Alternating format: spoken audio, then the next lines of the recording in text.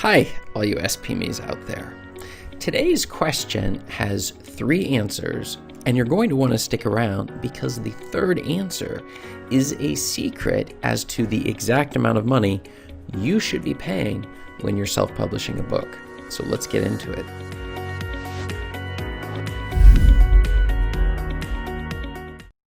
The question that was sent in today was, what is the cost to self-publish a book on Amazon? Now, this is an excellent question, and I can understand. You have an author who's got a certain budget, and you're thinking, I want to get this book onto Amazon. But the problem is, what if it costs thousands and thousands of dollars to get this book onto Amazon, so it wouldn't be possible? And the reason you have this is because you're thinking, I don't have thousands and thousands of dollars that would be necessary to get my book, and maybe it gets out there and doesn't even earn back the money that I spent, which, by the way, is a very common problem. And how does that leave you feeling? Well, it leaves you feeling completely lost in that you've wasted all this money. You may even feel really stupid that you spent all of this time and energy in order to put a book on the market that nobody wants and is just losing money. So the risks associated with paying too much are rather high, and a lot of authors feel the pain of exactly just that. This is Chris Baird from selfpublishingmadeeasynow.com, where self-publishing doesn't have to be so hard. Hit the subscribe button because that would really help me reach other self-publishers and get the information out to them that they also need in order to get self-publishing right away. And check out below in the description, you can grab a copy of my absolutely free self-publishing checklist to make sure you are not skipping any of the important steps required in self-publishing. To pay or not to pay? Let me tell you just a little bit of a story here before we get started. A student of mine started self-publishing. He was an author and was interested in saying, what exactly do I need to do to get my book onto the market? And I started going through the tools and the strategies of where you should start and which tools you should be using. But the problem is that she had no budget at all. She had no money to spend.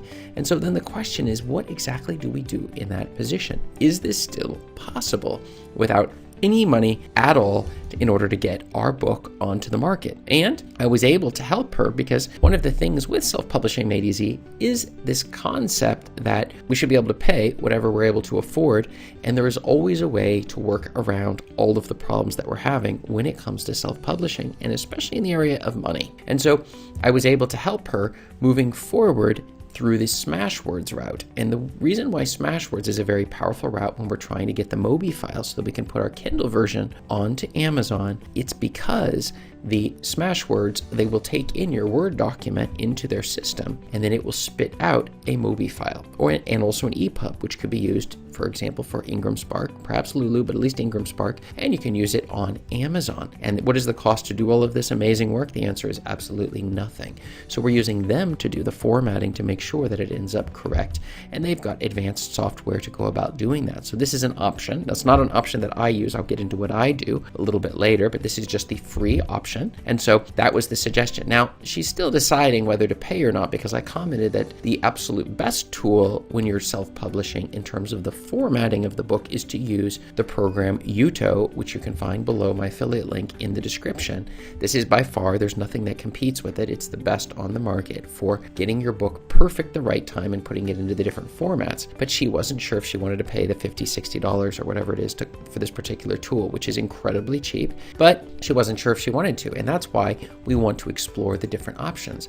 But the fact is that if you want to use a more powerful tool, well, you're going to have to pay the money to do it, but it's going to save you time and increase the quality of your book. So one way or the other, you're either going to pay with your time and frustration, or you're going to pay with money in order to go that particular route. So that was a decision that she would have to make. But at the end of the day, we all are forced to sort of decide upon the 3 aspects of the key triangle, which is our time, quality, and money required to get something onto the market. And so this is a very key issue. And with books, it's all of these. We can obviously use almost no time and no money and get a book out there that's low quality. So we can save on 2 of the 3, but then we end up losing on the quality, get 1-star reviews, and nobody wishes to read our book. So this is a terrible option as well. So that's just a couple things that you're going to want to keep track of when you're getting started with self-publishing.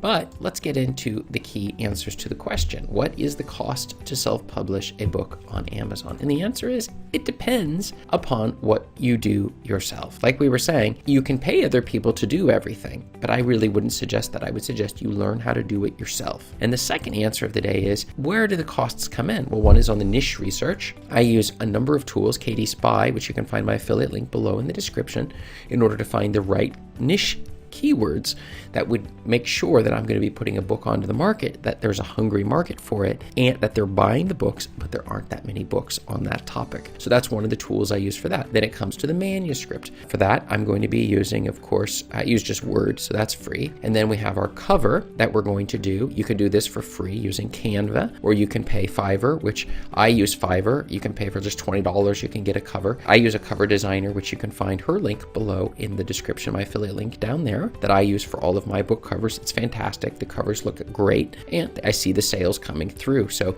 you should definitely check out that. And then for the formatting, I mentioned before, Jutoh is the program I use, but you can use Smashwords to do the formatting. You can just sort of just put it in there with almost Word, but these are like not very good because your table of contents are not going to work, and any links and footnotes and other things you may have in your book simply aren't going to come out looking nice. The formatting is going to look awful, whereas Jutoh, we guarantee it's going to look great. So I've never been disappointed with that. Then the next is the description. You can write it yourself, or you can hire people to write your description for you. And then when we're going to come out with our audiobook format for our book, you're going to need to pay for a narrator to do that. Or you could go the free route, which I do not suggest, but you can if you have no budget. And on ACX Audible, you're able to do a split, a royalty split, so that they will get half of the money from the royalties and you get the other half. So of the total sales price, 40% royalties come out of that, and you'll get 20% and they will get 20%, and you have to pay nothing. And then you share that for 7 years. I would not recommend doing this. I would tell you this is a bad idea. It is better to go on Upwork and find a narrator who will work for a reasonable price for your book, price per word. They call it cost per produced minute, CPM, that you would use, and then that gives you the ability to find somebody where you keep all 40%, and this is very important. So I regret my earlier books doing a split with them, though give us a few more years and I will own those rights, so I'll be getting the 40% from those books as well. But all future books, I made sure that they were all done through my own narrator that I was able to find. So, and let's get to the secret answer of the day. This is our third answer to the key question, and the answer is that all of these steps can be done for free. As I was mentioning, you could hear me, all of the steps can be done for free, but if you can afford the tools that I mentioned earlier, you should buy them. Do not even hesitate. You should buy these tools because they are so powerful at making sure that the books that you come out with are going to make you as much money as possible. If we want to save, we can save so much money that we end up losing the money that we have, because you spend money or spend nothing and then you make nothing. So there we are, we're stuck again. Whereas if you can save up, one of the things for me was that when I was first getting started, I went the cheaper route, and then each month as the money started coming from the books, I could reinvest it to make my books higher quality for the next one. And one other thing I should just comment on the manuscript front is you don't even have to write the manuscripts yourself. There are many services that are available out on the internet where you can find people who will ghostwrite books for you.